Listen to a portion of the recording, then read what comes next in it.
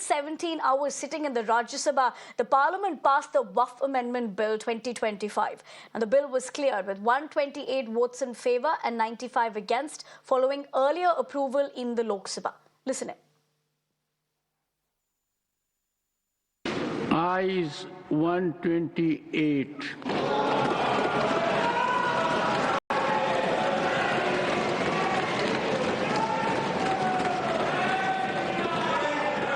Noes 95.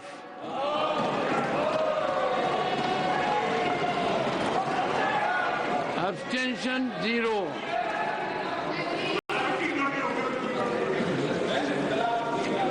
The bill is passed.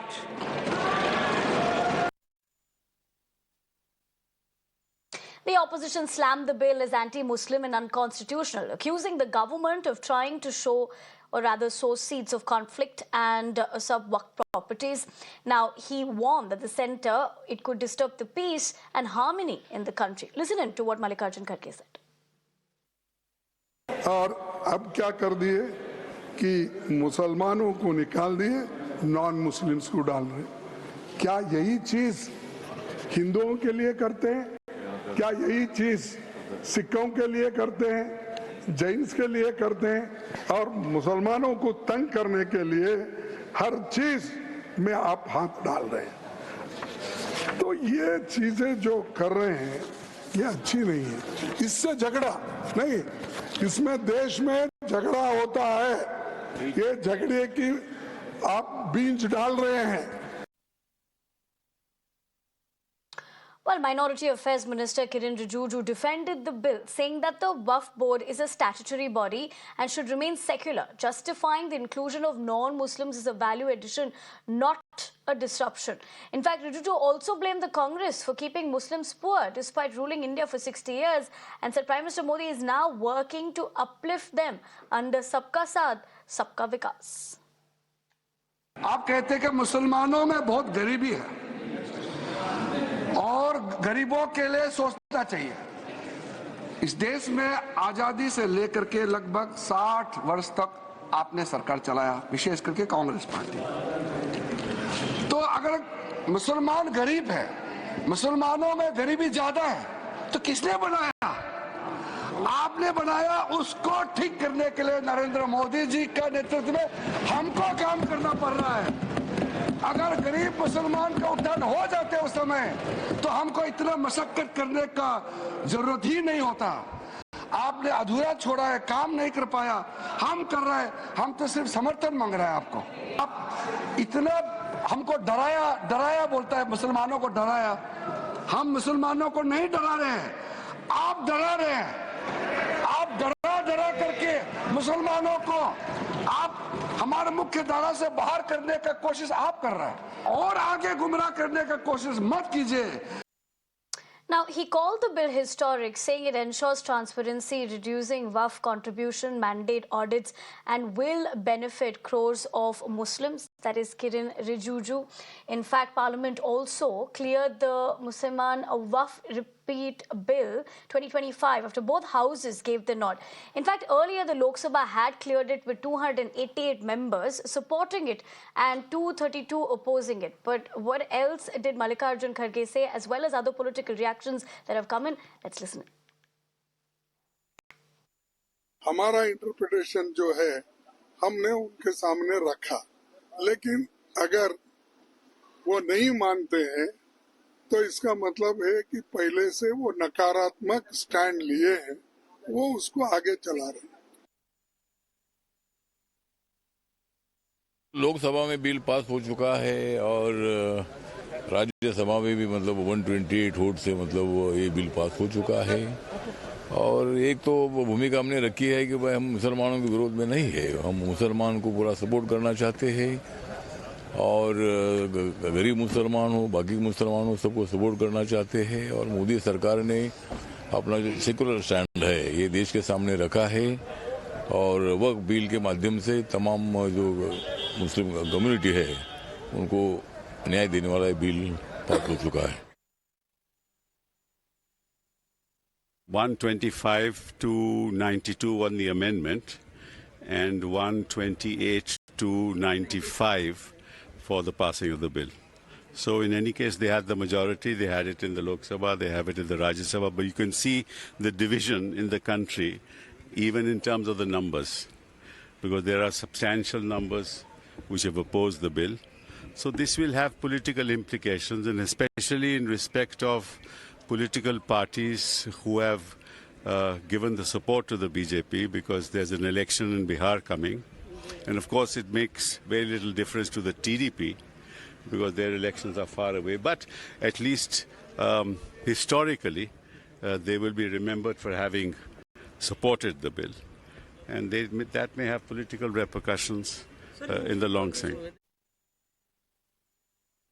ये रोचक बात है कि यद्यपि ये पारित हुआ है, बहुत हद तक नैतिक जीत हमारी हुई है।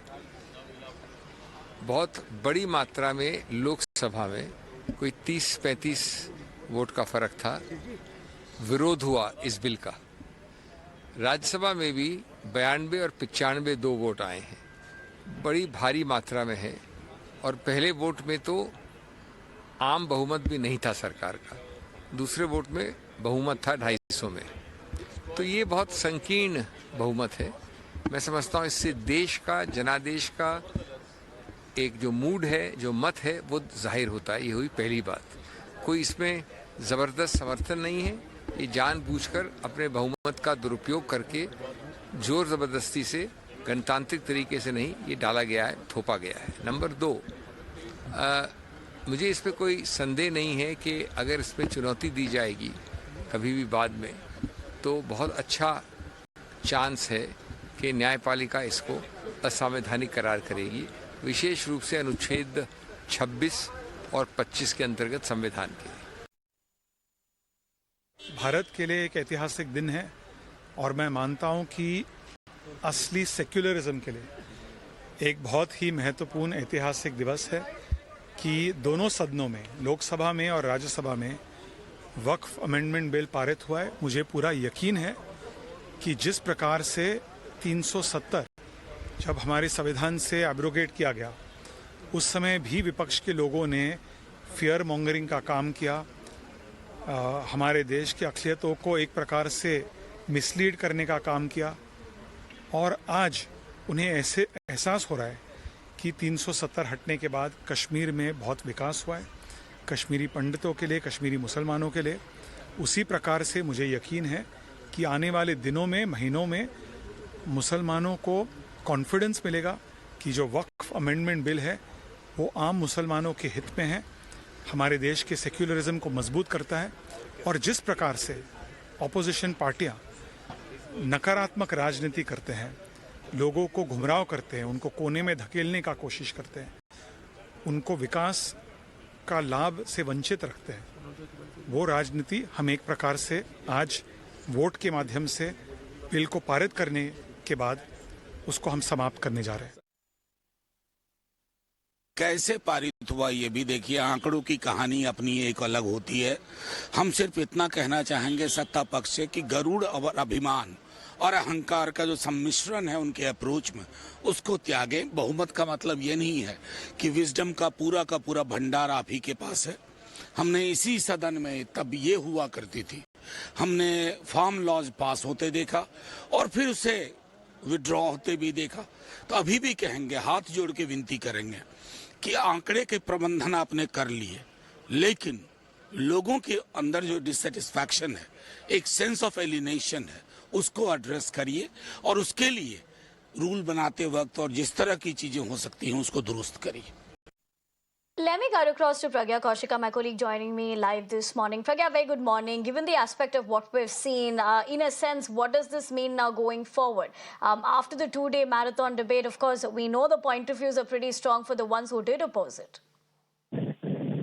Well, this means that the bill will be now sent to President for approval, and this will become an act. And, it will be implemented on all the works the day it is notified in the Gazette. So there will be a change and reforms in how Waqf Board, Waqf Council have been working and functioning till now.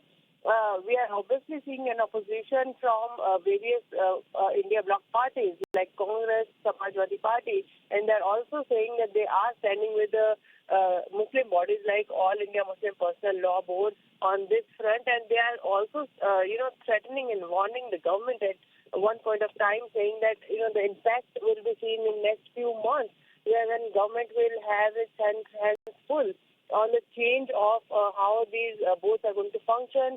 But government is quite confident that these are reforms and these are just administrative reforms and has nothing to do with the religion. And this is exactly what Mr. Home Minister and Minority Affairs Minister, Mr. Kiran Rijiju, had explained to each and every member, that there is no need for even being concerned that the government is snatching rights from Muslims on their waqf or any of the properties. In fact, they would ensure that there is transparency, they would ensure that there is registration of properties, they would ensure that these properties are put to use for which the waqf is done. So, a very clear, elaborate reply that we have seen from Union Home Minister as well as Union Minority Affairs Minister, Mr. Kiran Rijiju, on this point of time. And they have addressed all the concerns that opposition members had raised, and they have also clarified that, do not misunderstand what we are doing here. Waqf boards are administrative bodies. You do not need to have, religion implemented on the people who are part of it, and that is the reason why 2 non-Muslims have been included in Waqf board and council. Moreover, women have also been given right to be there so that they will also be able to address the problems, because, when a person does work, it also impacts the woman and the children of the family, because they are also part of the inheritance, and their inheritance should not be taken away from them. This is the right of theirs, and this is the government, what government believes, and also the participation of poor Muslims like Pasmanda sects that have been kept away from the benefits of these waqf properties. And better management of waqf properties is what the government is looking at.